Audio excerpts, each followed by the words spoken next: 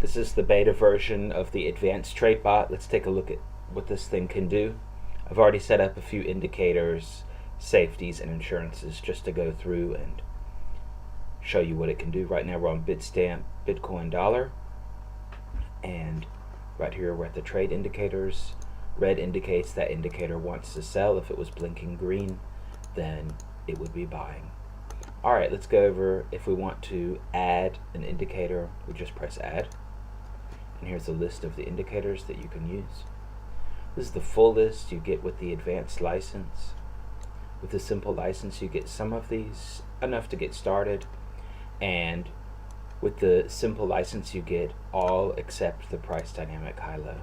We'll get into all that another time, but we're going to use it.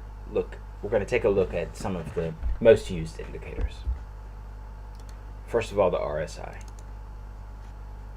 Alright, so we've got our RSI, and as you can see I've already set it up to update every hour. I don't recommend you put it on 1 minute or anything like that, but a longer one. You could also try 5 minutes. That's going to be up to you. As you can also see, we've got you can turn buy or sell signals off if you just wanted to buy or sell, and you can also reverse buy sell. Sometimes that's also interesting when you're using other indicators. Alright, and then we're going to go to test configuration. I'm going to make this full screen for you. You just come over here to test, and then there's a drop down menu, and you decide how long you want to test for. Let's say we want to test for 48 hours. And let's say we want to test for 7 days. There we go. That looks pretty good. So here's the price. You know, it was about 476, up, down, up, down. Okay, so that's the price story. And here is the RSI indicator, and this line right here is the buy line, and the green line is the sell line. So already over here, where we had this uptrend, it signaled a sell. And here, down here, this is the bot signal. So this is what the bot does. When the bot touches 100, it sells. When it touches 0, it buys. So it would have sold right there.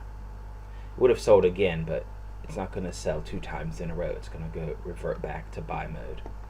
Then it would have waited. It almost got triggered again over here, but not quite. And then over here, finally it got triggered to buy again. And then it's waiting. So that's what would have happened.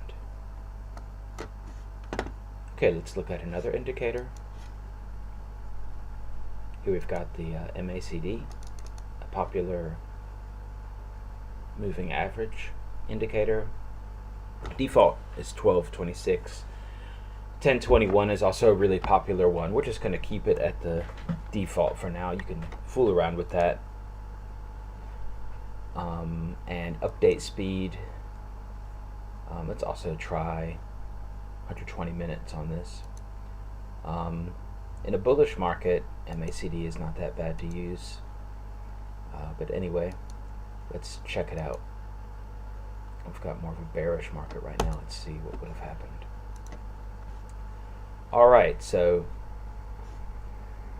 in this chart is a little different. We've got 3 things here. We've got the price is blue, and the short and long moving averages are displayed there. And here is the EMA. And this is basically what the bot did according to that signal. So here it was giving us a sell signal,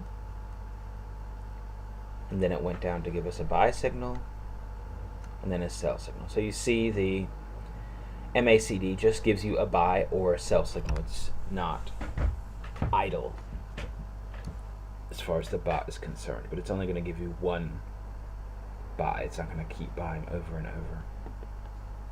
Okay, so I think we had a crossover right here. You can see the 2 averages crossed over, and that produced a signal, and they crossed over again, and it produced another signal. You can also move these around a little bit.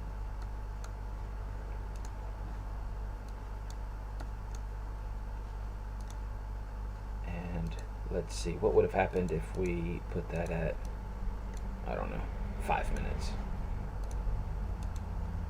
7 days. Alright, you see that's a lot noisier, and you've got a lot of crossovers.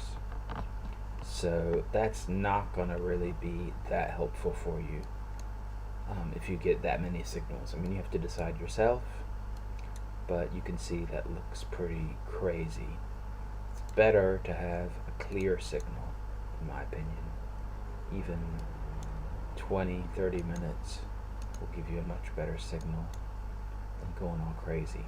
There are a lot of buy-sell signals, but as you can see, it's actually detecting a trend. Alright, let's check out another indicator. And we've got another popular one, stochastic oscillator. It's kind of like a RSI, but the default is at 2080 instead of 3070. And again, I'm gonna have this update. See, 2-hour update, and let's do a weekly test and see what would have happened. Alright, it produced a lot of signals in 1 week. It started buying way over here, and then when the price went up, it sold. This really sharp up movement. Then it waited, it bought back, and then it would have just tried to buy again, but you wouldn't have bought there because it already bought here. Waited. Alright, so that's basically how you do a back test. Show one more